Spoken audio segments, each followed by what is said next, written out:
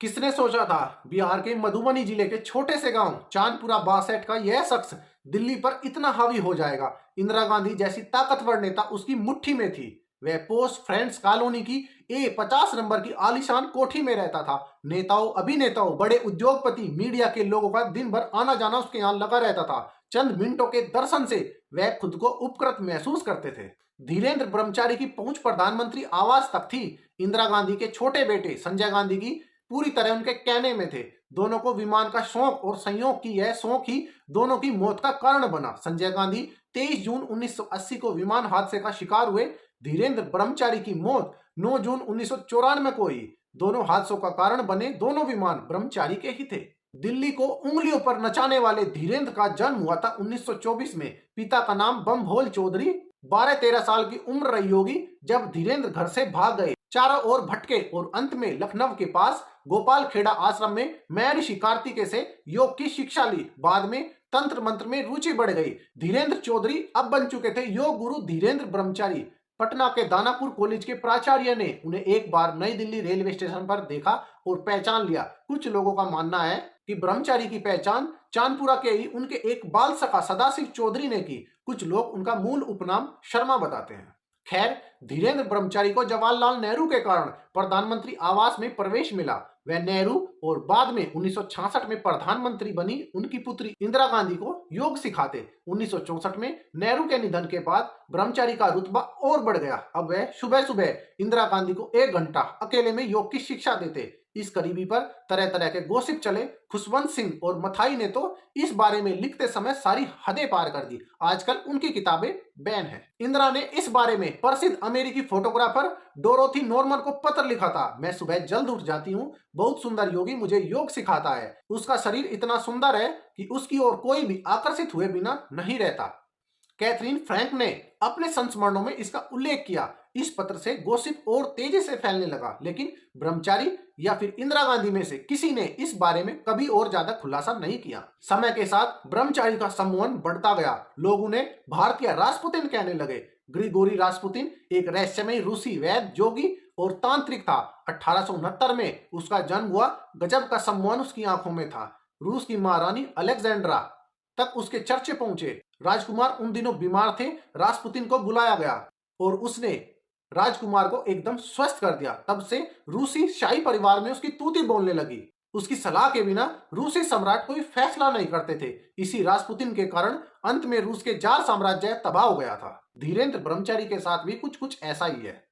इस पृष्ठभूमि में कुछ किस्से पेश करना जरूरी लगता है। ब्रह्मचारी ने जम्मू, कटरा, मानतलाई और दिल्ली में विशाल आश्रम बनवाए। नई दिल्ली के गोल डाकखाना इलाके में विश्वायतन योगाश्रम खोला। नेहरू के जमाने में विश्वायतन को रियायती जमीन मिली और सरकारी ग्रांट भी। 1950 और 1960 के दशक में प्रधानमंत्री कार्यालय में काम करने वाले जनक राज जय ने अपने संस्मरणों में लिखा, श्रीमाली ने आश्रम की ग्रांट रोक दी थी। इंदिरा जी ने श्रीमाली से ग्रांट फिर शुरू करने के लिए कहा। श्रीमाली ने कहा, आश्रम ने पिछले साल की ऑडिट रिपोर्ट पेश नहीं की, इसलिए ग्रांट रोकी गई। यह नियम है।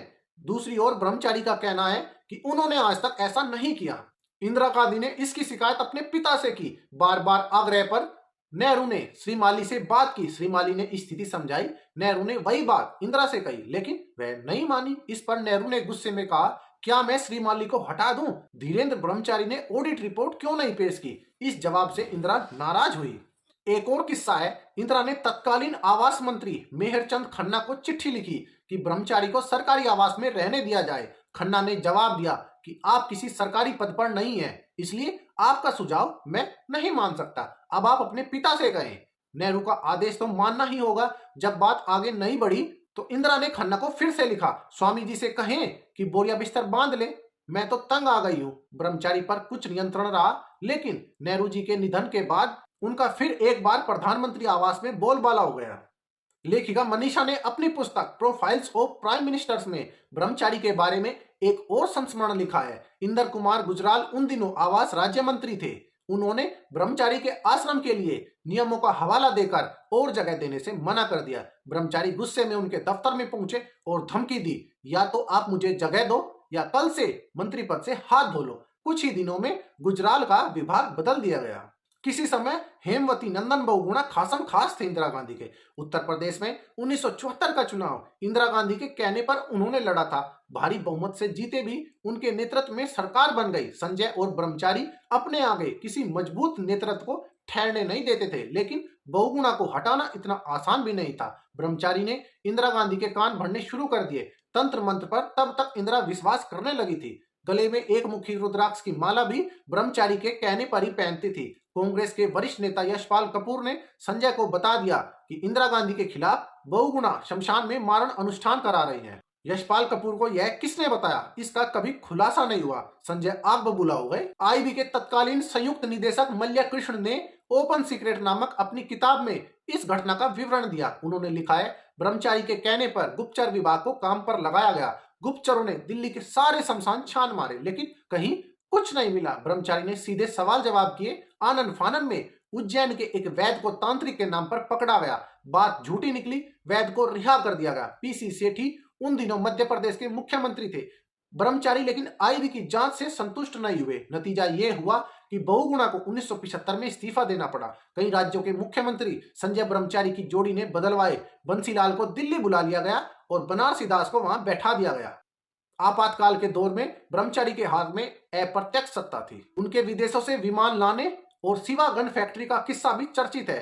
संजय का दुर्घटनाग्रस्त विमान और साथ में कई शानदार मैगी कारें ब्रह्मचारी विदेश से ही लाए थे। उनका दावा था कि उनके विदेशी शिष्यों ने ये चीजें उपहार में दी है, इसलिए कोई कस्टम ड्यूटी या टैक्स अदा नहीं किए। लेकिन यह बात झूठी निकली। मामला चला पर ब्रह्मचारी के दबाव में रफा दफा हो गया। इस तरह ब्रह्मचारी ने जम्मू में शिवा गन फैक्ट्री स्थापित की थी। स्वदेशी कच्चे माल से गन बनानी थी, लेकिन छापे में 500 स्पेनिश गन बैरल मिली। डॉक्टर फारूक अब्दुल्ला छापे के दौरान खुद पुलिस के साथ थे, लेकिन इंदिरा के करीबी होने के कारण जब्त माल वापस कर